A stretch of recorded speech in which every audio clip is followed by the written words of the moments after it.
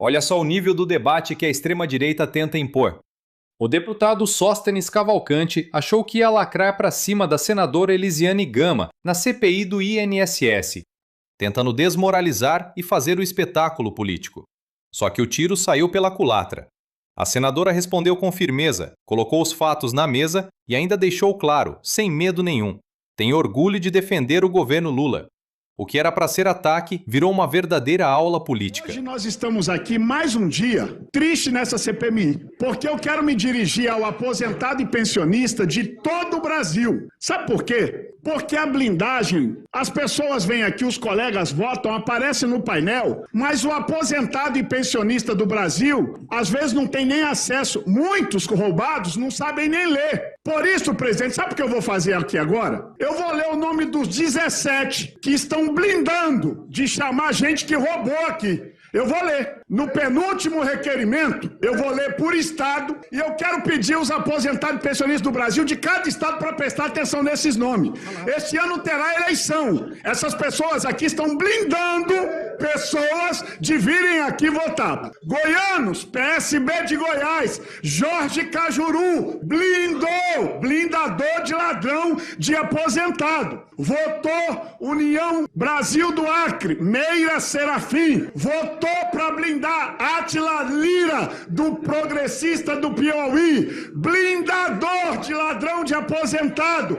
Atenção, Maranhão, votou contra, senadora Elisiane Gama, do PSD do Maranhão. Eu quero dizer ao parlamentar que me citou e a todos os demais, a minha postura nesta comissão, como tem sido em todas as CPIs das quais eu participei, é uma postura que defende de fato a investigação aprofundada, é uma postura que de fato investiga e trabalha de fato para restituir os aposentados do Brasil que infelizmente sofreram grandemente com as ACTs do ex-presidente Bolsonaro. Como o meu colega colocou muito bem, o colega deputado Rogério Corrêa, não foi apenas uma citação de voto. Ele veio, na verdade, com uma apresentação de um pré-julgamento de que nós estaríamos aqui acobertando quem quer que seja, o que é uma ilação, o que é um erro, o que não é verdade. Eu quero, primeiramente, inclusive, registrar o meu respeito ao deputado, ele sabe da minha relação pessoal com ele, mas a gente não pode permitir que posições dessa natureza sejam colocadas aqui em plenário e passem como se fosse verdade. O que nós, enquanto base do governo, temos feito aqui é trabalhado por uma investigação isenta, imparcial, porque na medida em que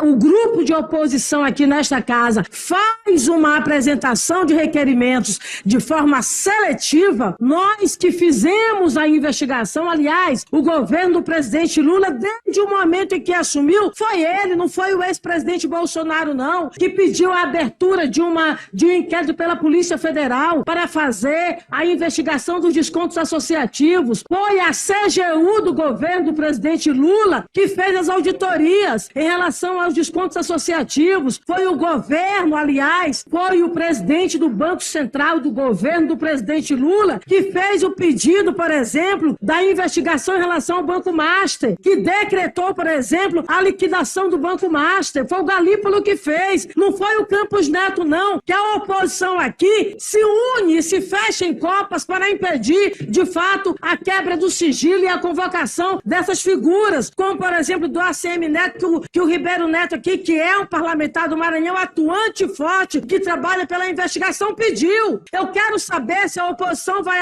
apoiar e aprovar o requerimento do deputado Ribeiro Neto. Aqui se acoberta, por exemplo, a Letícia, a sócia do Flávio Bolsonaro. Cadê a quebra do sigilo dela? Vocês têm o mesmo peito para fazer também esse enfrentamento? Vocês têm o mesmo peito, por exemplo, para pedir a convocação e a quebra do sigilo do Ibanez? Tem o mesmo peito e a mesma ousadia, por exemplo, para falar do Zema? Não tem. Por quê? Porque tem uma investigação seletiva. Eu quero dizer para vocês que eu defendo a investigação. Ninguém que vem aqui nessa CPI falar diferente. Eu não respondo a nenhum processo da Polícia Federal. Eu não respondo a nenhum processo da Polícia Militar. Eu não respondo a nenhum processo da Interpol, quem quer que seja. A minha vida é limpa, eu sou ficha limpa. E aí, portanto, quem tem, na verdade, o rabo preso, quem tem investigação dessa natureza, não pode chegar aqui e bater a mão no peito e dizer que nós estamos estamos fazendo uma investigação seletiva. Não estamos. Nós estamos aqui coesos, no objetivo único, mostrar quem roubou os aposentados do Brasil. Porque as ACTs que resultaram em 6 bilhões de reais de roubo dos aposentados do Brasil, a maioria absoluta foi feita no governo do ex-presidente Bolsonaro. Nenhum inquérito foi aberto naquele governo. Nenhuma auditoria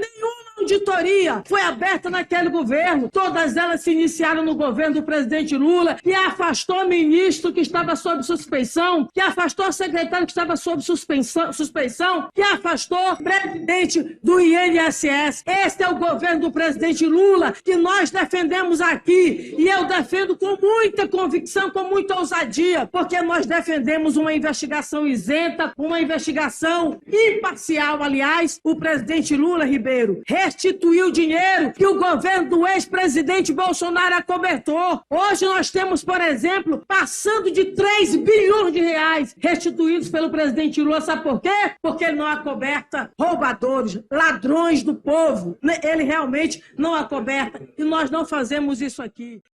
Esse episódio mostra muito bem como funciona a estratégia da extrema-direita no Brasil hoje.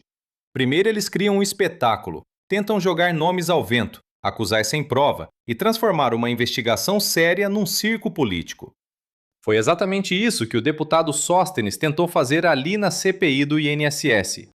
Ele começou aquele discurso típico de palanque, falando diretamente com aposentados e pensionistas, como se estivesse fazendo justiça, mas na prática, o objetivo era outro: constranger parlamentares e criar uma narrativa de que quem não concorda com a oposição estaria blindando o ladrão. É aquela velha tática do grito alto para esconder a falta de argumento. Só que aí entrou a senadora Elisiane Gama e deu uma verdadeira aula de política responsável. Primeiro, ela desmontou a acusação com serenidade. Explicou que ninguém ali está acobertando crime nenhum.